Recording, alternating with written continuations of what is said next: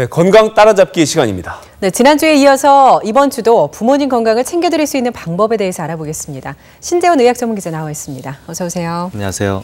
네, 지난주에 보니까 이 전해주셨던 내용들 참 시의적절하고 유용했다는 분들이 많았습니다. 네. 이번 주에는 좀 더 구체적인 정보 주신다고요?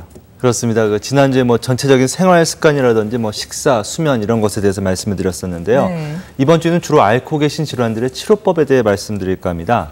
먼저 무릎의 퇴행성 관절염에 대해 말씀드리겠습니다. 이 퇴행성 관절염은 노인에서 가장 흔한 질환인데요. 제대로 치료받지 못하고 있는 분들이 참 많은 그런 병이기도 합니다. 이 퇴행성 관절염은 관절에 완충작용을 하는 연골이 닳아서 없어지기 때문에 이 걸을 때 통증이 생기는 것이 특징입니다. 이 걸을 때 통증이 있기 때문에 퇴행성 관절염이 생기면 활동량이 줄어들게 되고요. 이 활동량이 줄어들면 근육도 약해지고 체중도 늘어나고 해서 건강이 더욱 좋지 않게 되는 그런 악순환에 빠지게 됩니다. 네, 그러면 부모님이 퇴행성 관절염이 있다 하면은 치료는 어떻게 받아야 되나요? 네, 사실 한번 닳아 없어진 연골은 다시 재생이 안 되거든요. 그래서 관절염이 심해지면 결국 이제 인공관절로 바꿔주는 그런 수술을 받아야 하는 경우가 많습니다. 네. 이 수술을 언제 해야 하는 것은 전적으로 본인의 일상생활이 얼마나 불편한가에 달려 있습니다. 이 엑스레이상으로 관절염이 심한 경우라도 본인이 통증을 별로 느끼지 않는다든지 생활에 불편이 없으면 수술 대상이 아니고요. 활동량이 많거나 통증이 심한 경우에는 관절염이 심하지 않더라도 수술을 할 수 있습니다. 이 관절염 때문에 뼈에 변형이 온 경우라면 당연히 수술 대상이 됩니다. 수술할 정도가 아니라면 이제 소염 진통제와 흔히 말하는 뼈주사로 치료받는 방법이 있는데요. 이 뼈주사는 3개월에 한 번 정도로 1년에 4번 이상 맞으면 좋지 않기 때문에 주의하셔야 합니다. 네. 또 보면은 이 무릎 말고도 이 부모님들이 뼈가 아프시다는 분들이 많거든요. 이건 뭐가 문제인가요?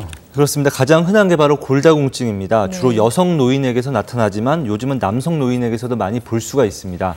이 골다공증은 젊었을 때 치밀했던 뼈가 엉성해져서 약해지는 건데요. 이 뼈가 약해지면 부러지기 쉬워서 이제 골절이 잘 생깁니다.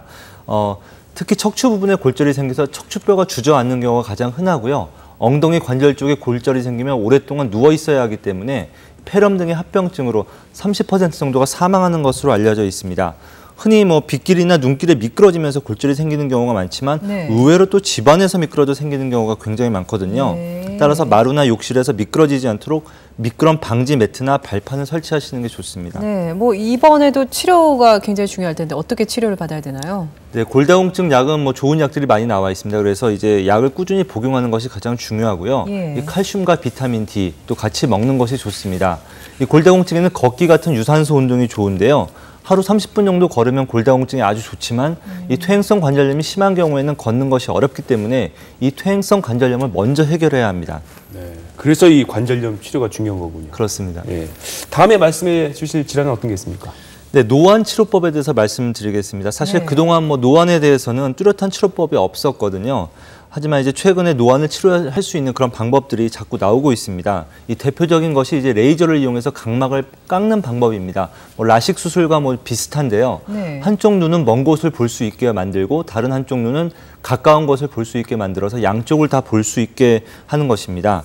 다만 이제 양쪽 눈에 초점이 잘 맞지 않아서 어지러울 수가 있는데 미리 검사를 받아보고 어지러운 현상이 심하면 받지 않는 것이 좋습니다. 또 교정 후에도 노안이 이제 점점 진행할 수가 있는데요.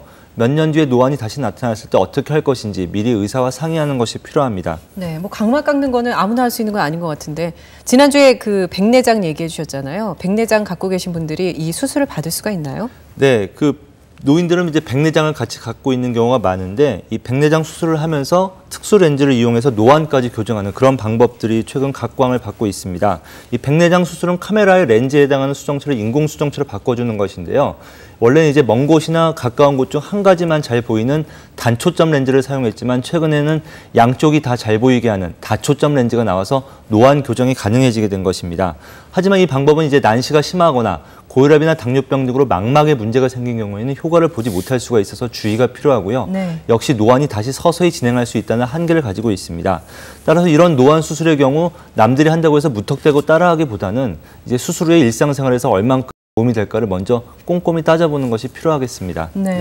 신재원 기자 잘 들었습니다. 네, 고맙습니다.